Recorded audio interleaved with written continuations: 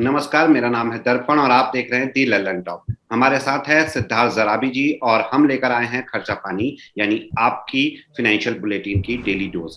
कैसे हैं सिद्धार्थ जी? नमस्कार। बहुत बढ़िया। आप कैसे हैं दर्पण? मैं भी बढ़िया। सिद्धार्थ जी, सप्ताह के पहले एपिसोड के चलते आज हमारे लाइनअप में 4 बड़े इश्यूज हैं, क्योंकि खबरें तो ऑफकोर्स वीकेंड में भी बनी होंगी।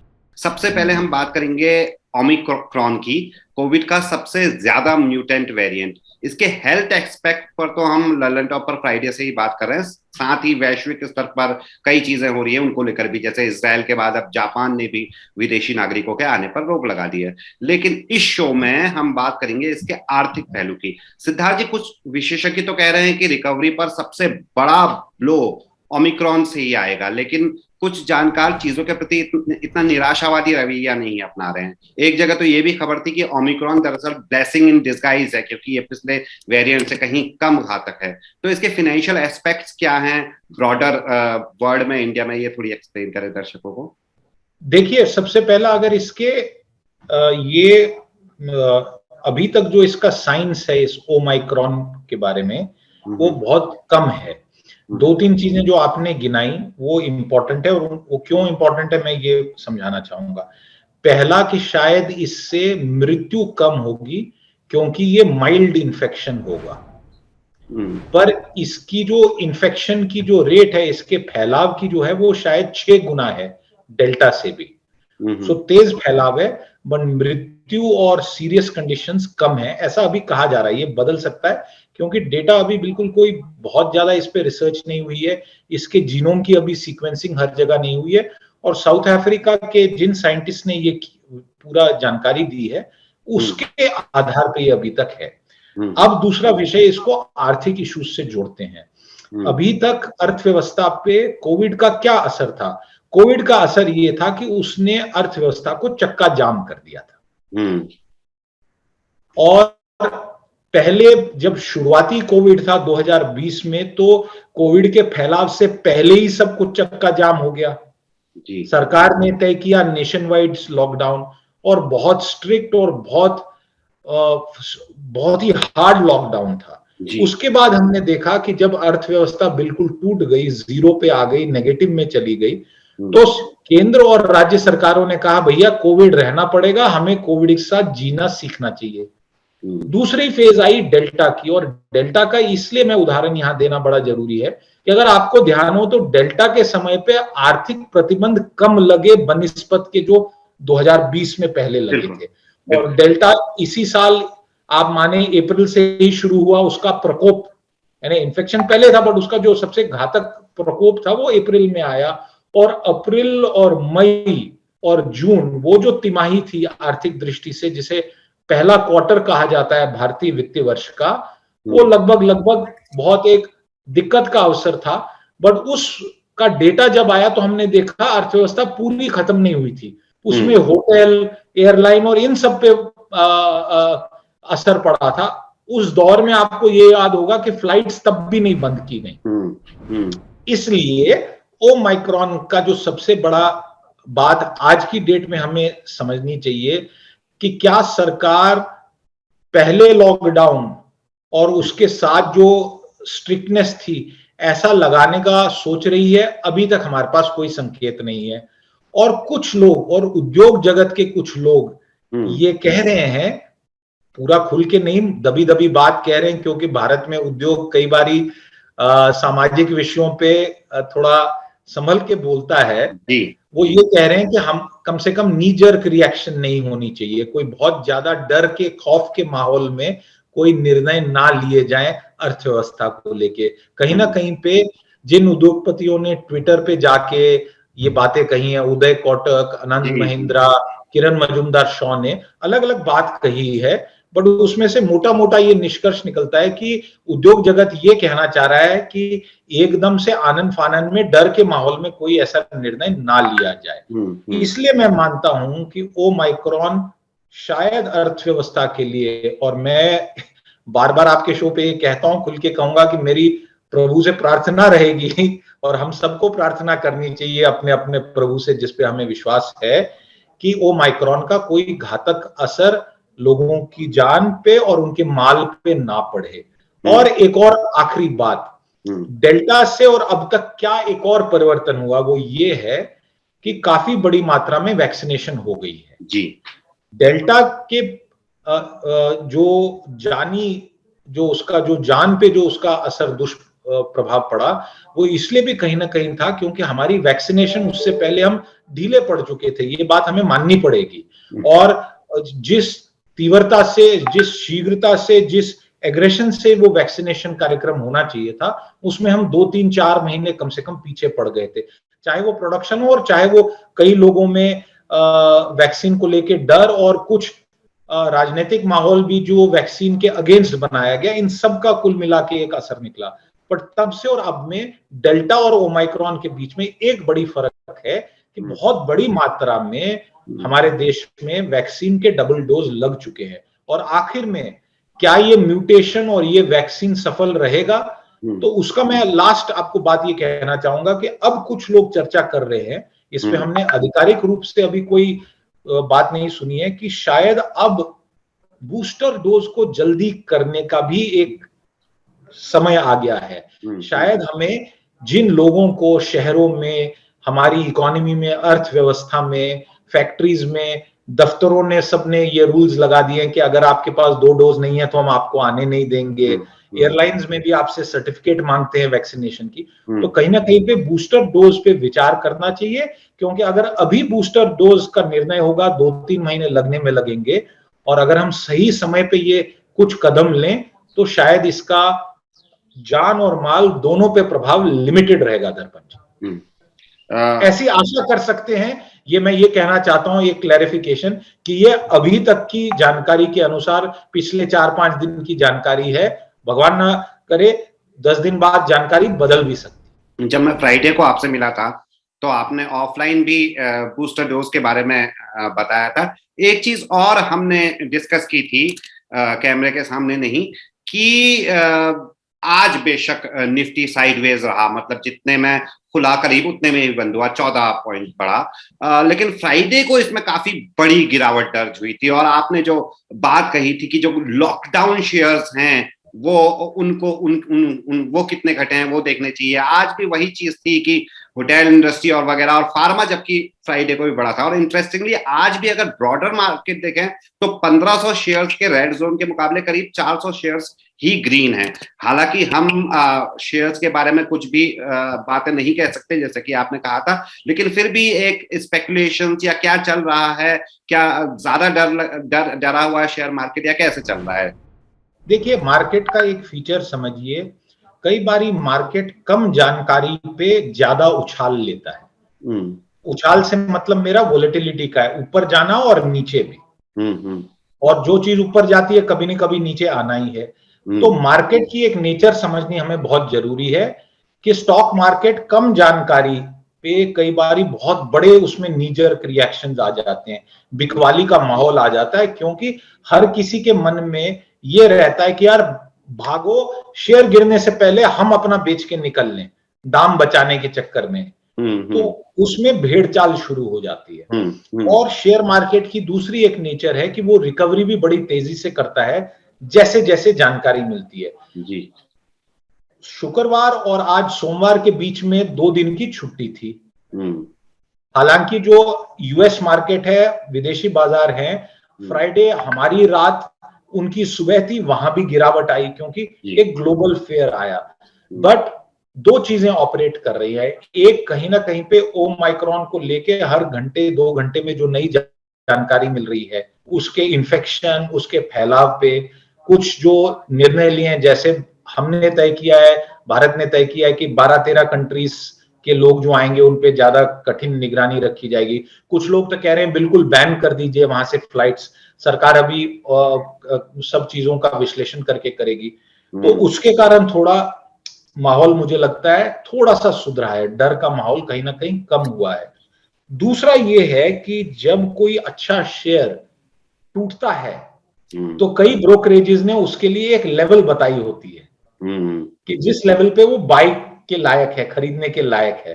तो मुझे लगता है कहीं ना कहीं पे आज जो आपने बात कही कि पूरे शेयर बाजार में लगभग 75% शेयर डिक्लाइन कर रहे थे और 25% बढ़ रहे थे, ग्रीन में थे, तो कहीं ना कहीं पे खरीदारी का भी माहौल है, क्योंकि कुछ शेयर ऐसे भी होते हैं जिनमें 8-10% की भी गिरावट विशेषज्ञ मानते हैं एक बाइंग अपॉर्चुनिटी होती है। Buy on dip, buy on dip. और ये बाय ऑन डिप कई बार कहना बड़ा आसान होता है, हम तो रेकमेंड कर नहीं सकते हैं। जो विशेषज्ञ करते हैं और जो खरीदते हैं ये उनके बीच की बात है। बट कहीं ना कहीं पे जो मार्केट में थोड़ा सा हमने देखा, जो आपने साइडवेज भी कही बात, गिर के फिर चढ़ा और लगभग उसी स्तर पे टिका मार्केट क्लोज होते हुए, वो शायद इस बाय ऑन डिप के कारण भी होता है। जी चलते हैं दूसरी स्टोरी को सिद्धार्थ जी, यानी टेलीकॉम सेक्टर की ओर। आज अगर ट्विटर आप फॉलो कर रहे होंगे, जैसे कोटक वाली जो आपने ट्वीट बताई थी वो मैंने भी देखी थी, एक और चीज ट्विटर पर नंबर 2 पे ट्रेंड कर रही थी, boycott, #boycott Jio Voda Airtel. हालांकि ये सवाल हो सकता है कि if not these three then who, और विकल्प के रूप में बीएसएनएल को आगे कह सकता है, लेकिन सवाल ये है कि इन तीनों कंपनियों को बॉयकॉट करने की बातें आखिर क्यों हो रही है। और उत्तर ये है कि एयरटेल और वोडाफोन ने तो अपने टैरिफ पहले ही बढ़ा दिए थे, अब इस लीग में जियो भी शामिल हो गया है। जियो के प्रीपेड टैरिफ भी 20% के करीब बढ़ गए हैं। सिद्धार्थ जी, क्या ये टैरिफ बढ़ना वन टाइम है या इसे टैरिफ बढ़ने की पहली खेप कह सकते हैं? देखिए, प्रिडिक्ट करना मुश्किल होता है, बट ये बिल्कुल संकेत हमें इन कंपनीज द्वारा ही मिले हैं। उन्होंने ये बातें कही हैं, उनकी प्रेस रिलीज में भी ऐसे संकेत आए हैं। एयरटेल की प्रेस रिलीज की मैं रेफरेंस दे रहा हूं कि आरपू जो है, जो कंपनी का एवरेज रियलाइजेशन पर यूजर है, उसको वो चाहते हैं कि वो बढ़ के 200 से 300 के बीच में आवे, ऐसे उन्होंने खुद कहा है। अब ये हुआ क्यों? ये हुआ इसलिए कि एक दौर, कई साल जो दौर रहा, वो जब जियो आ रहा था, जिसने प्राइस गिरा के मार्केट शेयर बढ़ाने के लिए पूरी ताकत लगा दी, और वो लगातार चल रहा है। तो जो इतवार को, जो संडे को जो अनाउंसमेंट आई जियो से कि वो अब अपने टैरिफ को बढ़ा रहे हैं, उसमें से क्या निकल के आती है बात? जियो आज इंडिया में सबसे बड़ा सब्सक्राइबर्स की दृष्टि से टेलीकॉम ऑपरेटर है। तो ये तय हो गया है कि जो प्राइस इंक्रीज करने थे, जो पहले सब जियो ने प्राइस वॉर इनिशिएट की थी, कहीं ना कहीं पे अब वो प्राइस वॉर का दौर खत्म हो गया है। और प्राइस वॉर का जब दौर खत्म होता है तो प्राइस इंक्रीज या स्टेबल प्राइसिंग का एक सिनेरियो आता है। और हमने हर सेक्टर में देखा। आप, मुझे नहीं पता कि हमारे कितने दर्शक इस बात को का स्मरण कर पाएंगे, जब एयर डेक्कन पहली बार जब उसने फ्लाइट शुरू की, तो उसने इंडिया में एक नया दौर शुरू किया फ्लाइट्स का। बिल्कुल सस्ती फ्लाइट्स ऑक्शन हुई थी। जिन लोगों ने कभी सोचा नहीं था सपने में कि वो फ्लाइट ले पाएंगे, उन्होंने दबा के फ्लाइट्स ली, और उसके कारण ओवरऑल एविएशन में टिकट्स गिरी। बाद में महंगे तेल और बाकी चीजों के कारण वो एक दौर खत्म हो गया। शायद कहीं ना कहीं पे ये दौर अब टेलीकॉम में भी आने वाला है। मैं ये नहीं कह रहा हूं कि महंगा होगा, मेरा ये कहने का मतलब है कि जो एक बिल्कुल ही सस्ता या फ्री में बन गया था माहौल, वो अब शायद वो दौर खत्म हो चुका है। बट आखिरी बात, इसीलिए 3 कंपनीज कम से कम होना मार्केट में जरूरी है, निजी क्षेत्र की, और एक, जैसे आपने बताया, भारत संचार और महानगर टेलीकॉम जो चौथी कंपनी है, सरकारी समूह है ये, वो थोड़ा कहीं ना कहीं कंपटीशन को कंट्रोल करेंगे। मेरा ये मानना है कि अगर अब किसी ऑपरेटर ने बहुत बड़ी प्राइस इंक्रीज की, तो उसको सब्सक्राइबर छोड़ के दूसरे ऑपरेटर पे जाने के लिए सोच सकते हैं। आपने लॉस लीडिंग स्ट्रेटेजी के बारे में बड़ी अच्छी बात बताई थी। एयर डेक्कन के बारे में मुझे ओला उबर की याद आ रही है, जिस तरीके से मेरू कैब्स थी वो थी। और आप देखिए कि आप अगर ऑफिस से घर जाते हैं शाम को, तो हमेशा आपको दो गुना या 3 गुना हाइक प्राइस मिलते हैं। बहरहाल ये एक अच्छा पॉइंट है जिसके बारे में हमारे दर्शक हमेशा जानना चाहते हैं और कहते हैं कि इतना सस्ते क्यों और क्या नुकसान क्या हो रहा है। तो यही होती है, ये लॉस लीडिंग स्ट्रेटेजी होती है कि आप पहले घाटा कमाएं और ज्यादा से ज्यादा सब्सक्राइबर या ज्यादा से ज्यादा अपने ग्राहक जोड़ें। अच्छा, हमारी तीसरी जो डिस्कशन है वो रॉयटर्स की एक एक्सक्लूसिव खबर पर बेस्ड है, जिसके अनुसार वीजा ने भारत पर आरोप लगाया है कि वो RUPAY को ज्यादा तवज्जो दे रही है, ज्यादा प्रमोट कर रही है, औपचारिक और अनौपचारिक कोट अनकोट दोनों तरीकों से।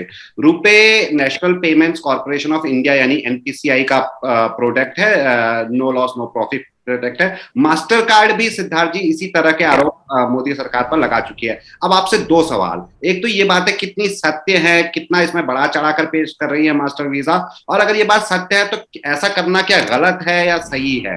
देखिए, सबसे पहली बात है कि जो रुपए है ये क्या चीज है। रुपए बेसिकली मास्टर कार्ड और वीजा की जो डोमिनेशन थी इंडियन बाजार पे, उसको चैलेंज कर रहा है। ये क्या करता है, रुपए या वीजा या मास्टर कार्ड क्या करते हैं? ये बेसिकली जो पैसा आप इलेक्ट्रॉनिक पैसा का जो ट्रांसफर है, चाहे वो डेबिट कार्ड द्वारा आप करते हैं या क्रेडिट कार्ड द्वारा करते हैं, उसको गारंटी करने के लिए कोई नेटवर्क चाहिए होती है, बड़े सिंपली अगर कहा जाए। और रुपए जो है वो काफी तेजी से बढ़ा है, और खासकर इस सरकार के कार्यकाल में उस पर बहुत काम हुआ है।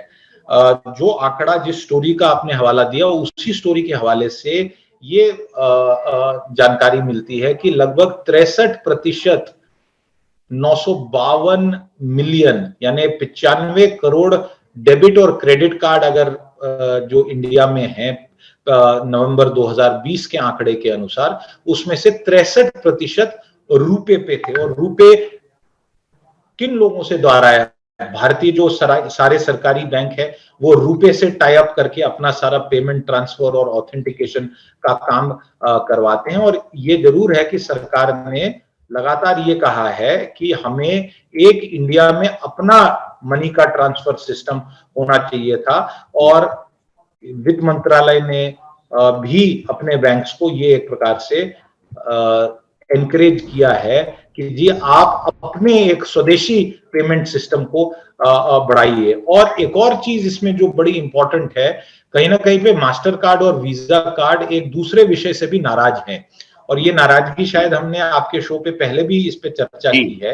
वो ये कि जो डेटा स्टोरेज को लेके एक बात हुई है। देखिए, पर्सनल डेटा, और अभी संसद में उस बिल पे भी डिबेट चल रहा है।